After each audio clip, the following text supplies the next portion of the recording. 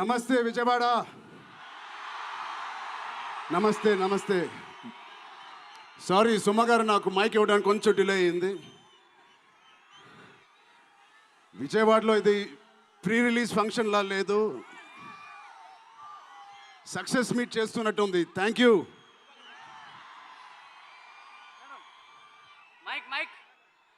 కేశినేని చిన్ని గారికి, దుర్గేష్ గారికి ఇంత గ్రాండ్ సపోర్ట్, ఇంత గ్రాండ్ ఈవెంట్కి సపోర్ట్ చేసినందుకు మీకు, మీ టీం అందరికీ చాలా చాలా థ్యాంక్ యూ సార్. ఇంత షార్ట్ నోట్లెస్ చేసినందుకు.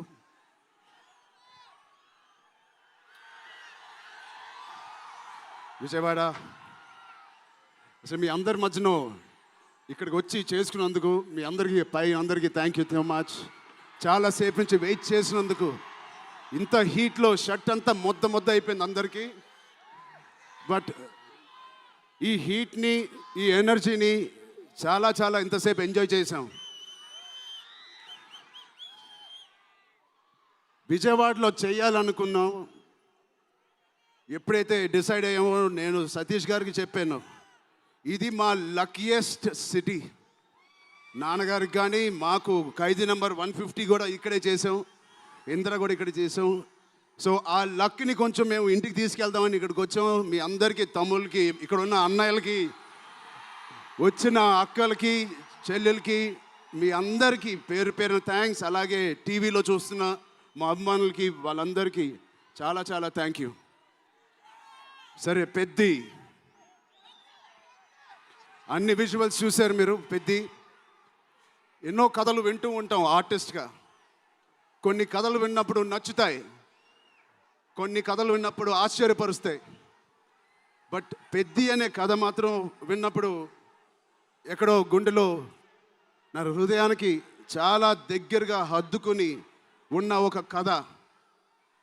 ఇలాంటి కథ మా నాన్నగారు చెప్పినట్టు 10 సంవత్సరాలకు ఒకసారి వస్తుందేమో ఇలాంటి కథ.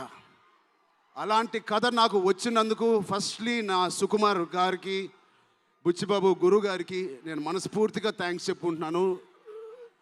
నా దారిలో, నా ఈ సినిమా జర్నీలో నాకు ఇలాంటి ఒక కథ ఇచ్చినందుకు. ఇది నా లైఫ్ లాంగ్, నా సినిమా లైబ్రరీలో వన్ ఆఫ్ ద టాప్ ఫిల్మ్స్గా నిలిచిపోతుంది. పెద్ది చాలా చేసింది, నన్ను వ్యక్తిగతంగా ఒక మంచి దారిలోకి మార్చింది. ఒక యాక్టర్గా నాకు చాలా సాటిస్ఫాక్షన్ ఇచ్చింది. Love you love you love you. అలాగే ఇది నాకు బుచ్చి గారు చెప్పినప్పుడు ఇది ఒక సినిమా స్టోరీ లాగా చెప్పలేదు, ఒక వ్యక్తి జర్నీ లాగా, ఒక ప్రయాణం లాగా ఒక కథ మొత్తం నరేట్ చేశారు నాకు. ఇది మామూలు సబ్జెక్ట్ కాదు, ఇది ఎగిసిపడే ఒక మనిషి కథ కాదు. కిందకి పడిన మనిషి లేచి ఎలా నించుంటాడో అలాంటి కథ ఇది. అందరూ కష్టం గురించి మాట్లాడుతున్నారు. అరే, ఇలాంటి కథ కోసం కాకపోతే ఎప్పుడు కష్టపడతామండి. కష్టంతో చేసిన పని కాదు, చాలా ఇష్టంగా, ప్రేమతో చేసిన పని. ప్రతిరోజు లెగిసి పొద్దునే షూటింగ్ ఎప్పుడు వెళ్ళాలా, జిమ్ చేసి షూటింగ్ ఎప్పుడు వెళ్ళాలా అని అనిపించిన one of the rarest films నాకు. బహుశా ఒక మగధీర కనిపించింది, రంగస్థలానికి కనిపించింది, RRR కనిపించింది, మళ్ళీ నాకు పెద్దిగా అనిపించింది. అలాంటి భావం, అలాంటి ఒక ఎక్స్పీరియన్స్ ఇచ్చిన మా బుచ్చిబాబుకి స్పెషల్గా థ్యాంక్స్ చెప్పాలి. బుచ్చిబాబు ఇది నాకు కథ నరేట్ చేసి ఇంట్లో నిజంగా చాలా ఆశ్చర్యపోయిన, తన బుర్ర ఎలా పనిచేస్తుందో అని. ఇంత అద్భుతంగా రాసి పెట్టుకోండి. ఇండియాలో నంబర్ 4 or 3 టాప్ డైరెక్టర్స్లో బుచ్చిబాబు పేరు ఉంటుంది ఫ్యూచర్లో.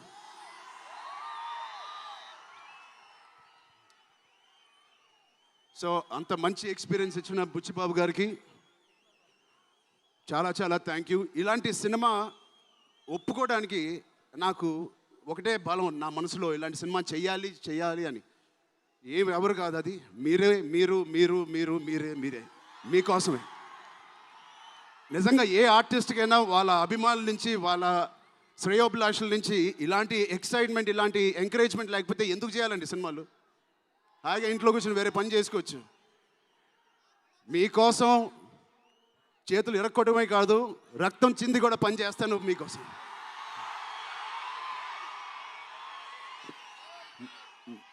మిమ్మల్ని ఎంటర్టైన్ చేయడం ఒక పిచ్చా, లేకపోతే సినిమాలో మంచి సినిమా చేసి మీకు ఏదైనా ఇవ్వాలని ఒక పిచ్చా నాకు తెలియదు. నాన్నగారి కొడుకు పుట్టినందుకు, కళ్యాణ్ బాబాయ్ గారు ఉన్నందుకు ఇంట్లో ఇది ఇది తప్ప నాకు ఇంకేం తెలియదు.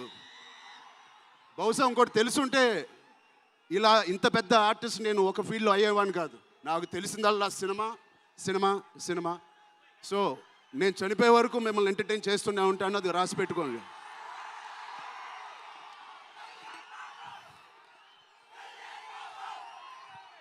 సో మా టెక్నీషియన్స్ గురించి మాట్లాడాలంటే ఫస్ట్ మా రత్నవేల్ గారి గురించి. ఇది 4వ సినిమా రత్నవేల్ గారితో. ఇంత బ్యూటిఫుల్గా మమ్మల్ని అందరినీ ప్రజెంట్ చేసి ఆయన సీనియారిటీని మాకు సపోర్ట్గా ఇచ్చిన ర్యాండీ గారికి ఆయన స్పెషల్ థ్యాంక్ యూ. అలాగే పనిచేసిన అవినాష్ కొల్లా గారికి థ్యాంక్ యూ సో మచ్. అద్భుతంగా ఇచ్చారు మా పెద్ద వరల్డ్ని.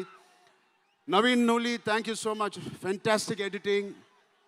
మిగతా టెక్నీషియన్స్ అందరూ, మా అనంత్ శ్రీరామ్ గారు, బాలాజీ గారు, మా choreographer Johnny master, Bosco master, thank you so much. మిగతా సింగర్స్ అందరికీ థ్యాంక్ యూ సో మచ్. మా సతీష్ గారి గురించి చెప్పాలి. మొదటి సినిమా ప్రొడ్యూసర్ లాగా కాదు, ఒక 50 సినిమాలు తీసిన ప్రొడ్యూసర్ లాగా ఆయన దీనికి పనిచేశారు. ఆయన ఒక పెద్ద కన్స్ట్రక్షన్ కంపెనీకి యజమాని.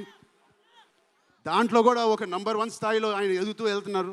ఆయనకి ఏం పని ఇచ్చినా ఇంత చిత్తశుద్ధితో, ఇంత డెడికేటెడ్గా చేయలేదు. ఆయన చేస్తారు. మామూలుగా నేను పనిచేసిన 1-2 ప్రొడ్యూసర్లు టీ తాగి భోజనానికి వచ్చి వెళ్ళిపోతారు. అలాంటి టీ తాగి వెళ్ళే ప్రొడ్యూసర్ కాదు. ఎవ్రీ డే 3 పూటలు అంటే 8 అవర్స్ మాతోనే గడిపినాడు. నాకు ఒక్కరోజు గుర్తులేదు ఆయన సెట్లో లేకుండా. అంత బాగా ఆయన ఇలా మాకు సపోర్ట్ చేసినందుకు, వెన్నుపోటు కాదు సారీ వెన్నంట మాకు ఉన్నందుకు సతీష్ గారు థ్యాంక్ యూ సో మచ్. అలాగే మా కో ప్రొడ్యూసర్స్ అండ్ ప్రెజెంటర్స్ మైత్రి రవి గారికి, నవీన్ గారికి కూడా థ్యాంక్ యూ. B4U వాళ్ళకి కూడా thank you. India wide release చేస్తున్న మా జియో సినిమాకి కూడా చాలా థ్యాంక్ యూ. టీ సిరీస్ మ్యూజిక్కి చాలా థ్యాంక్ యూ. ఇంకా ఎవరెవరు అసోసియేట్ అయ్యారో వాళ్ళందరికీ చాలా చాలా thank you. Rahman sir, you are the biggest pillar of Peddi. మేమందరం ఎంత కష్టపడ్డామో 2.5 సంవత్సరాలు, 280 రోజులు, దాన్నన్నిటినీ మీరు దగ్గర తీసుకొచ్చి దానికి ఒక ప్రాణం పోస్తున్నారు. రోజు 6 గంటల మార్నింగ్ వరకు పనిచేసి పడుకుంటున్నారు ఆయన డెడికేషన్కి, ఆయన సినిమాలో పనిచేస్తున్నందుకు చాలా చాలా చాలా థ్యాంక్ యూ. ఏంటి విజయవాడ?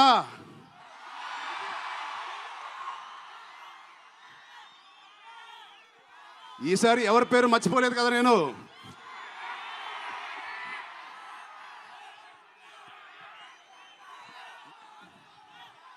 ఆ చంద్రుల్లో ఒక ముక్క జారిందే నా పక్క. మా జాన్వి గారికి ఇక్కడ శ్రీదేవి గారు ఎక్కడున్నారో జాన్వి గారిని చూసి ఎంతో మనస్ఫూర్తిగా, ఎంతో గర్వంగా ఆనందపడుతూ ఉంటారు. అలాంటి జాన్వి గారు ఈ సినిమాలో మాతో పనిచేసినందుకు చాలా చాలా thank you Janhvi garu. You are the happiness of the film. You bring joy to all of us when you come on stage, the way you work. చాలా చాలా పెద్ద లైఫ్ ఉంది మీకు. I wish you so much all the best. మీ అమ్మగారి కన్నా చాలా పెద్ద హీరోయిన్ అవ్వాలని కోరుకుంటున్నాను.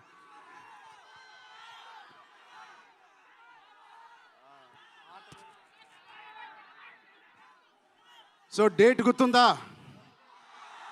జూన్ 1. మా అమ్మాయిలందరికీ ఒకటి చెప్పేసి వెళ్ళిపోదాం అనుకుంటున్నాను. యాక్చువల్గా వెళ్ళాలని లేదు, ఇక్కడే ఉండాలని ఉంది మీతోనే.